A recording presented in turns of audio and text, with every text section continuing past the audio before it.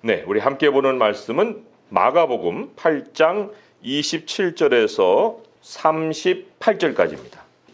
네, 우리 한 목소리로 함께 읽겠습니다.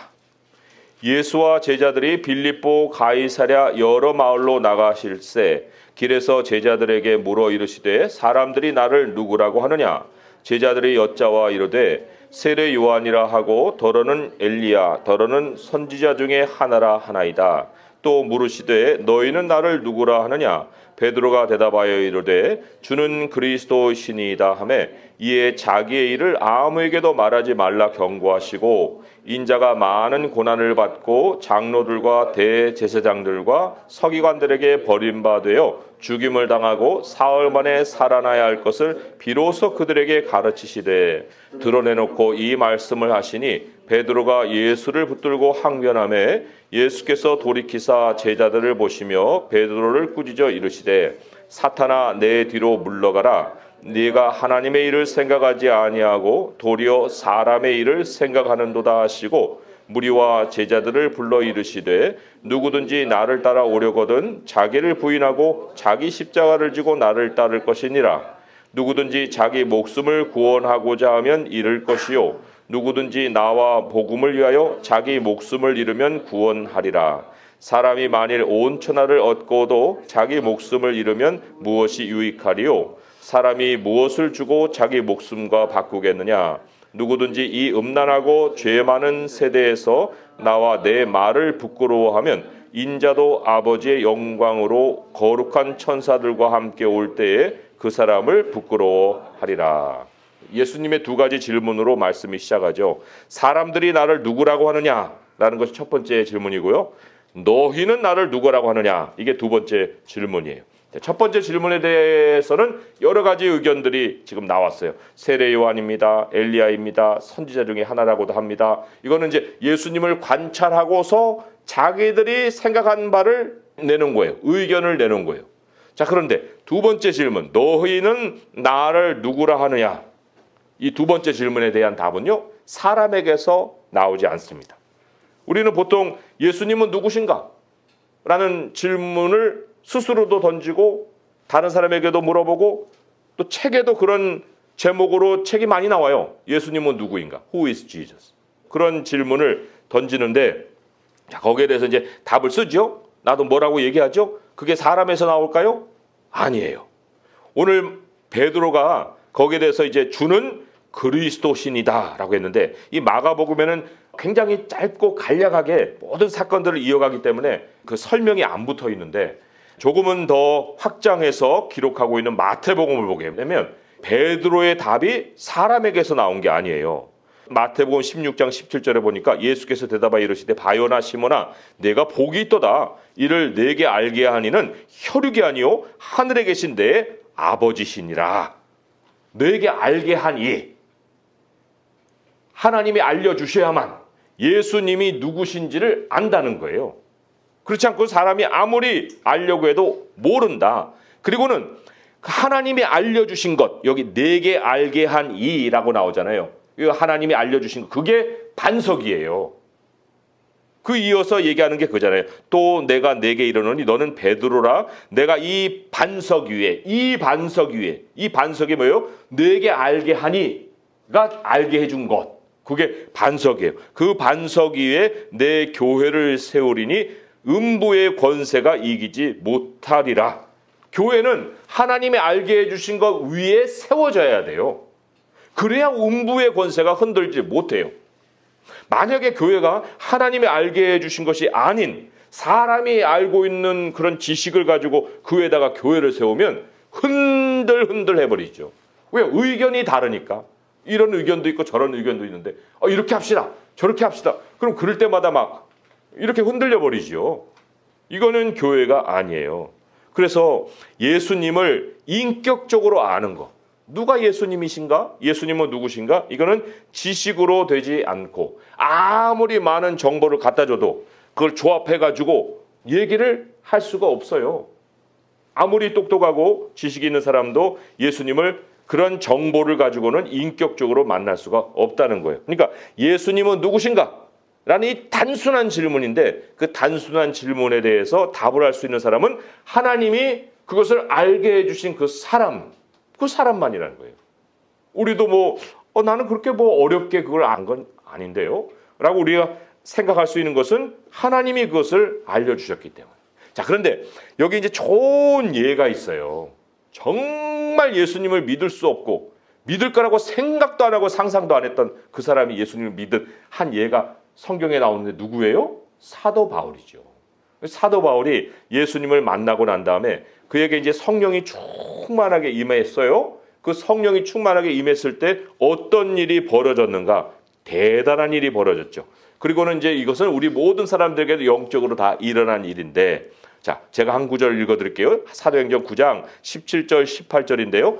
아나니아가 떠나 그 집에 들어가서 그에게 안수하여 이르되 형제 사울아, 주 곧 네가 오는 길에서 나타나셨던 예수께서 나를 보내어 너로 다시 보게 하시고 성령으로 충만하게 하신다 하니 즉시 어떤 일이 벌어졌어요? 사울의 눈에서 비늘 같은 것이 벗겨졌다 그랬어요. 그리고는 다시 보게 된지라. 그런데 이때부터 사도 바울이 보는 관점이 다 달라집니다. 보는 것이 옛날과 같지 않은 거예요. 하나님의 백성도 거듭나게 되면 다시 보게 된지라, 이 말씀이 굉장히 의미가 있는 말씀이에요. 전에 봤던 예수님은 더 이상 내가 지금 알고 있는 예수님이 아니에요. 옛날에는 우리도 하나님 내 주먹보다 못하다 이런 얘기도 그냥 입에서 그냥 가볍게 나와요. 그리고 자기는 그걸 확신해서 그걸 얘기하는데 더 이상 그 얘기를 못한다는 거예요. 예수님에 대해서 아는 것이 바뀌었고 예수님을 믿는다는 것이 그냥 숨 쉬는 것 같이 되는 거예요. 어려워요? 예수님이 누구냐고 물어볼 때 예수님 하나님이시죠? 이렇게 어렵게 입에서 나오겠어요? 그럴 수 있는 이유는 우리의 눈에서 비늘이 벗겨졌기 때문에 그래요. 하나님이 우리에게 예수님을 알려주셨기 때문에 그렇죠. 그러니까 하늘은 하늘이고 땅은 땅이고 장미는 장미고 그러듯이 나는 나고, 그러면 예수님은 하나님이신 거예요. 우리가 등식을 그렇게 논리적으로 안 해도 하나님이 계시다.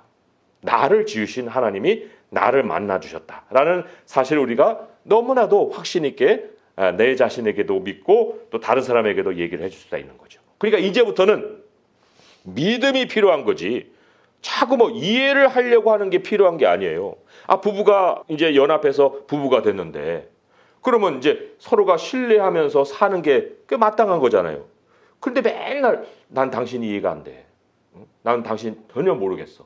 왜 날마다 살면서 더 모르게 됐지? 이런 얘기들을 하게 되면 그게 신뢰예요? 신뢰가 아니지요. 서로가 믿음이, 그러니까 하나님을 알고 난 다음에 우리에게 그런데 도대체 하나님이 누군지 잘 모르겠어. 이해가 안 돼.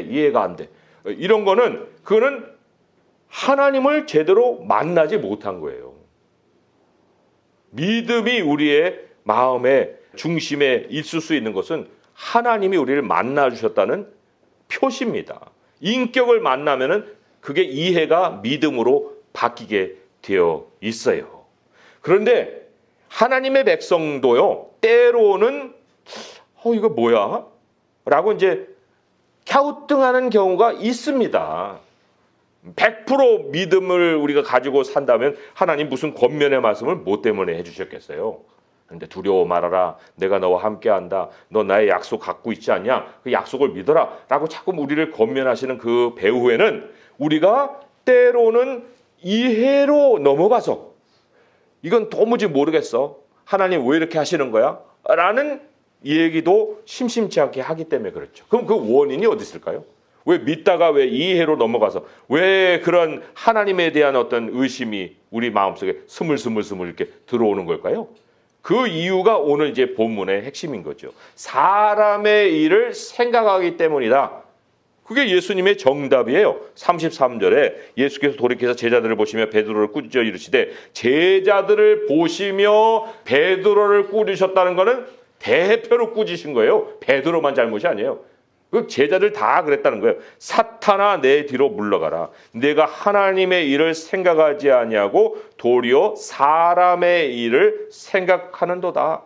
완전 정반대라는 거예요. 하나님의 일과 사람의 일. 그러면 사람의 일은 뭐고 하나님의 일은 뭐예요? 궁금하잖아요. 베드로가 사람의 일을 생각하게 된 계기는 예수님의 말씀이에요. 우리도 하나님 말씀을 듣잖아요. 그런데 그 하나님의 말씀을 듣는데 거기서 사람의 일이 생각이 될 수 있다는 거예요. 자, 예수님의 말씀이 뭐예요? 31절에 인자가 많은 고난을 받고 장로들과 대제사장들과 서기관들에게 버림받아 죽임을 당하고 사흘 만에 살아나야 할 것을 비로소 그들에게 가르치시니라. 얼마나 아름다운 복음이에요. 그런데 여기에서 베드로는 사람의 일을 생각했다는 겁니다. 그러면 31절 내용 가운데 도대체 사람의 일이라는 게 뭘까요? 그거는 산다는 거, 생명이라는 거잖아요. 우리에게 생명의 개념. 산다는 것을 육체에 한정한 거예요. 이렇게 되면 이제 사람의 일을 생각하게 됩니다. 35절에 첫 번에 그게 나오죠. 누구든지 자기 목숨을 구원하고자 하면, 이게 사람의 일이에요. 사람의 일의 생각의 반경이에요. 누구든지 자기 목숨을 구하고자 하면. 그러니까 이런 거죠. 사람이 살다 보면은 아니 어떻게 신앙만 가지고 살 수 있어? 그것만 갖고는 못 살아. 그것이 나에게 먹을 것을 가져다 준 게 아니야. 그것이라는 거에 많은 것을 생각할 수 있지만 거기에 신앙까지 생각하는 거예요. 어떻게 매주 주일을 가니? 주일날 장사도 좀 해야 사람들도 많이 모이고. 그래 이문을 남기지. 어떻게 그거를 그 법대로 하냐? 어떻게 그렇게 할 수 있냐? 우리가 하나님의 뜻을 100% 따를 수 있는 완벽한 신앙인이냐? 이런 이제 변명을 내세우면서 사람의 사는 것, 그것을 어디다가 한정시킨다고요? 자기의 목숨을 구원하고자 하는 거예요. 거기에다가 모든 생각을 담는다는 거죠. 코로나 때가 아주 우리에게 그것을 가르쳐준 교훈의 기간이죠. 모든 것이 감염으로 다 설명이 되는 거예요. 교회 못 나가요. 왜요? 감염되잖아요. 나라에서 나가지 말라고 하잖아요.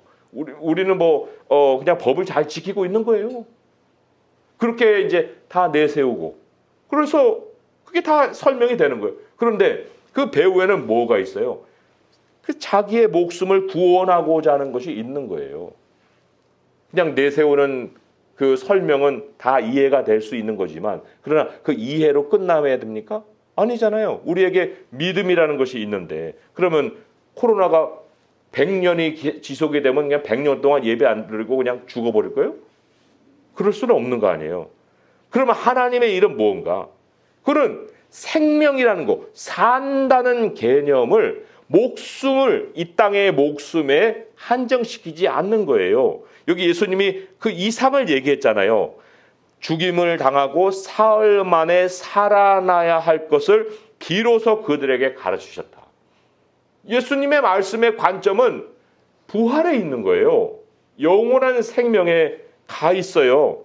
그런데 사탄이 지금 이 생각을 베드로에게 불어넣었기 때문에 예수님이 사탄아 내비로 물러가라 하는 얘기를 했잖아요. 사탄이 하는 일이 뭐겠어요? 사람들의 눈을 감기고, 특별히 하나님의 백성의 그 비늘이 벗겨진 눈을 감기고, 그리고는 생각을 다 먹고 사는, 목숨을 구원하는 데다가 한정시키는 거예요. 그게 사탄이 하는 일이에요.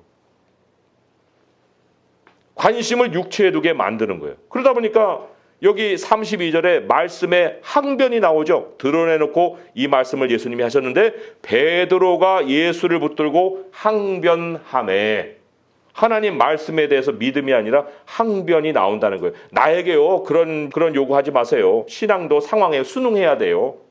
신앙만 갖고는 못 살아요. 아담과 하와도 사실은 하나님의 말씀에 항변한 거예요. 왜 우리에게 그걸 못 먹게 하지? 먹을 수 있는 건데. 하나님은 영원한 죽음을 분명하게 경고하셨잖아요. 근데 사탄은 아니야, 안 죽어, 그냥 살 수 있어, 그러니까 먹어도 돼. 이렇게 이제 생각을 가볍게 만드는 거죠. 눈을 가리는 거예요. 영생에 대한 눈을 가려버리는 거예요. 그리고는 먹음직도 하고 보암직도 하고, 먹으면 굉장히 지혜롭게도 될 것 같네 하고 딱 따먹게 만드는 거죠. 시야를 육체에 고정시키는 거예요. 그러니까 생각이 거기서밖에 안 들어가는 거죠. 그 결과 뭐가 생겨요? 염려도 생기고, 두려움도 생기고, 수치도 생기고, 그리고는 싸움도 생기고, 나중에는 막 땀 흘려 수고하는 일도 생기고, 반목도 생기고, 그리고는 마지막에 뭐가 와요? 죽음이 오지요. 육체의 죽음이 오는 거예요. 이제 우리가 하나님의 백성으로서 항상 하나님의 일을 생각하고 살려면 어떻게 해야 하는가? 이제 거기에 예수님이 모든 메시지를 이제 집중시키고 있습니다. 어떻게 하는 것이 하나님의 일인가? 34절에 답이 나와 있죠. 우리 함께 읽어보겠습니다. 시작. 무리와 제자들을 불러 이르시되 누구든지 나를 따라오려거든 자기를 부인하고 자기 십자가를 지고 나를 따를 것이니라.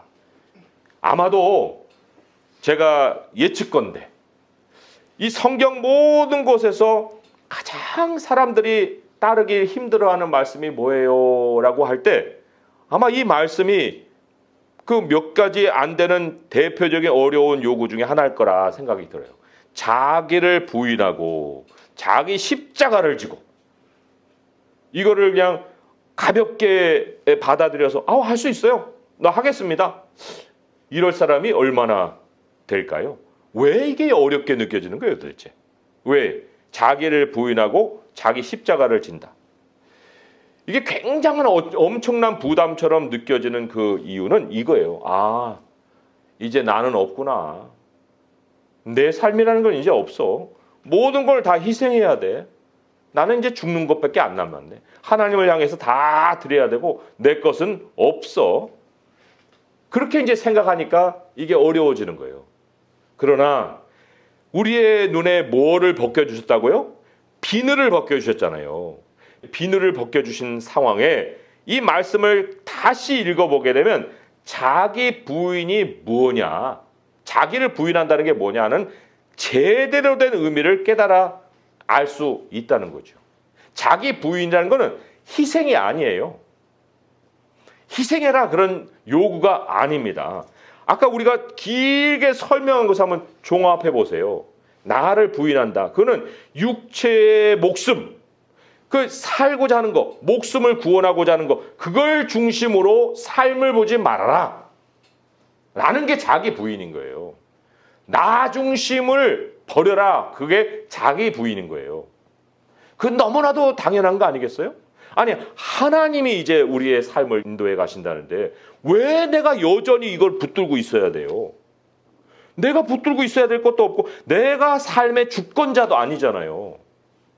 그러니까 자기를 부인하는 거는 너무나도 당연한 거예요. 아빠 엄마가 살림을 다 해준다는데 뭐 애기들이 나도 가서 돈 벌어야 되지 않겠어? 아니 5살, 6살짜리가 뭐 가서 무슨 돈을 벌면 10원짜리나 주워 오지 뭘 돈을 벌겠어요? 우리도 하나님 앞에서는 2살도 안 되는 그런 어린아이나 마찬가지인 거예요. 그럼 우리한테 마땅히 있어야 될 모습은 자기 부인이지. 뭐를 우리가 내세우겠어요? 하나님이 모든 것을 행해 나가신다는데 그러면은 자기 부인의 비례되는 모습에 내가 내 중심이 안 된다고 할 때는 그러면 그 대체되는 모습은 뭐겠어요? 전적으로 하나님을 의지하는 거예요. 내가 나를 의지하고 살던 내가 나의 생명을 지키고 살던 삶의 패턴을 버리고 이제는 의지의 대상을 나 자신에서 하나님께로 옮겨버리는 거예요. 영원히 또 옮겨졌고 그런데 그거를 우리가 실천한다는 거예요. 그게 자기 부인이에요. 자기 자신에서 하나님께로 옮겨가는 거. 이 십자가라는 것이 하나님의 뜻을 받드는 거지. 그렇잖아요? 예수님은 목숨을 내셨기 때문에 십자가가 문자 그대로 십자가예요. 그렇지만 여기에서 말하는 십자가는 하나님 우리를 죽이기 위해서 매게 하시는 십자가가 아니라 각 사람에게 하나님이 두신 뜻이 있습니다. 그 뜻을 짊어지고 가라는 거예요. 그 뜻에는 많은 여러 종류의 부르심의 모양이 있지요. 어떤 사람은 돈을 통해서도 하나님이 사용하는 사람이 있고 어떤 사람은 자리를 어떤 곳에 두셔서 거기서 사용하시는 사람도 있고 많은 은사들이 있는데 그 은사들마다 다 그것이 자기 십자가예요. 하나님이 메어주신 하나님의 부르심이라는 것이죠. 35절에 보게 되면 여기 나와 복음을 위하여라는 말이 있어요. 자기 목숨을 구원하는 것과 이제 반대돼서 우리가 이제 바뀌었잖아요. 비늘이 벗겨졌잖아요. 그리고 이제는 예수님과 복음을 위하여라는 것으로 우리의 삶의 모습을 바꾸었더니 어떻게 됐습니까? 구원이 임하는 거예요.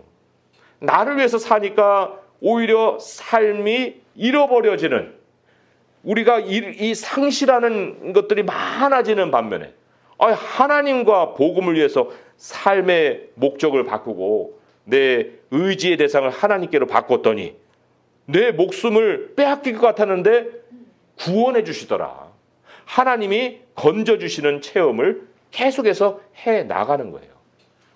그러니까 인생의 결말을 죽음까지만 보면 그런 안달하는 모습이 생기지만 인생의 결말을 죽음이 아니라 하나님 앞에 내가 어떤 모습으로 설 것이냐라는 것으로 우리의 모든 목적의 마지막을 정해놓게 되면 그때부터는 이제는 우리가 예수 그리스도와 복음을 위해서 어떻게 살아야 되는가 하는 생각으로 계속해서 바뀐다는 거죠. 38절에 예수님이 말씀하셨어요. 이 음란하고 죄 많은 세대에서 나와 내 말을 부끄러워하면 인자도 아버지의 영광으로 거룩한 천사들과 함께 올 때 그 사람을 부끄러워하리라. 반드시 오십니다. 인자가. 어떤 모습으로요? 아버지의 영광으로. 우리도 아버지의 영광으로 가고 있는 그런 상황인데 중도에 그쳐버리고 예수님의 말씀을 부끄러워하고 나 예수님 믿는다고 보이면 나 먹고 사는 게 문제가 지장이 생겨. 그러니까 난 숨겨야 돼. 라고 이렇게 돼버리면 예수님도 다시 오실 때 그 사람을 부끄러워한다는 거예요. 너 모른다. 그런 일이 생긴다는 거죠. 영원한 생명을 위해서 우리가 사는 것이 아닌 이상 그러한 부끄러움에 대한 마땅한 보응이 임한다는 거예요. 우리 말씀을 요약하고 맺으면서 시편 말씀, 아까 우리 어린이 말씀에서 읽은 건데요. 같이 한번 찾아서 읽어볼게요. 시편 49편 9절에서 12절의 말씀. 이 땅에서 아무리 발버둥을 치고 나 여기서 막 계속 살 거야. 나는 여기서 내 삶의 모든 것이 있어. 그렇게 발버둥 쳐봐야 아무 소용이 없다. 우리의 눈에서 비늘을 벗겨라 하는 말씀이죠. 시편 49편 9절에서 12절까지 읽어보겠습니다. 시작. 그가 영원히 살아서 죽음을 보지 않을 것인가? 그러나 그는 지혜 있는 자도 죽고 어리석고 무지한 자도 함께 망하며 그들의 재물은 남에게 남겨두고 떠나는 것을 보게 되리로다. 그러나 그들의 속생각에 그들의 집은 영원히 있고 그들의 거처는 대대 이르리라 하여 그들의 토지를 자기 이름으로 부르는도다. 사람은 존귀하나 장구하지 못하며 멸망하는 짐승 같도다. 그래요. 장구하지 못해요. 죽는 거를 보면은 짐승이나 뭐 별반 다를 게 없어요. 그렇기 때문에 하나님이 우리에게 찾아오셔서 너에게는 영원한 생명이 있으니 그 길을 걷지 말고 이 길을 걸어라. 아버지께로 가는 길이 있다. 그게 예수님이 우리에게 보여주신 모습이고 또한 전해주신 복음이에요. 그 복음을 따라 사는 사람이 요한계시록에 보게 되면 이미 천국에 도착해서 그 하나님을 영광으로 찬송하는 소리를 남겨놨잖아요. 우리는 그곳에 가서 그들과 함께 또 하나님을 영원히 찬양하는 그런 모습이 될 겁니다. 오늘 이후로 이제 우리들의 여러 가지 삶의 많은 상황들이 또 우리를 괴롭힐 거예요. 그리고는 자꾸 사탄은 사람의 일을 우리 마음속에 집어넣으려고 무진장 애를 쓸 것입니다. 하지만 하나님, 저의 목숨은 이 땅에 있지 않습니다. 하나님 나라로 갑니다. 예수님과 그 말씀, 그것이 나의 살 길이고 생명입니다. 이 의지를, 우리 하나님을 의지하는 이 태도를 변함없이 가질 때 하나님이 우리의 모든 삶에, 목숨을 잃을 것 같은 삶에 우리를 구원하시는 그런 체험을 계속해서 하게 해줄 줄 믿습니다. 하나님을 온전히 따르고 살아갈 수 있는 성도 될 수 있기를 주님의 이름으로 축원드립니다. 기도하겠습니다. 하나님 아버지 감사합니다. 우리가 자기를 부인한다는 걸 너무나도 어렵게 생각해서 나의 모든 것을 빼앗기고 자유도 빼앗기고 다 희생해야 되고 내 것은 없고 하나님 것만 챙겨야 된다는 이런 생각을 했던 이 어리석음을 하나님께서 다 우리 마음에서 지워내어 주시옵고 내보내게 하여 주시옵소서. 우리 눈에서 비늘을 벗겨주시고 하나님은 모든 것을 주셨고 우리가 이 땅에서도 누리게 하시고 영생도 누리게 하신다는 하나님의 그 뜻을 깨닫게 하여 주시옵소서. 하나님은 우리에게 정말 생명까지도 주셨는데 우리가 정말 하나님을 부끄러워하고 우리 주님을 믿는 것을 또한 가린다고 하면 아버지여 이것이 될 말이겠습니까? 우리 주님을 앞세웁니다. 우리 자신을 내려놓습니다. 우리 자신을 의지하던 것을 하나님께로 가져갑니다. 이제는 온전히 주님만을 의지합니다. 우리 주님이 우리의 왕이시고 우리의 모든 통치자이십니다. 아버지 하나님 그 나라 가기까지 주님의 영광을 위해서 무엇을 할 것인지 그것을 계속해서 우리 마음속에 두게 하시고 인격이신 주님을 날마다 알아가는 즐거움 속에 하나님의 구원을 체험케 하여 주시옵소서. 우리 주 예수 그리스도의 이름으로 감사하며 기도합니다. 아멘.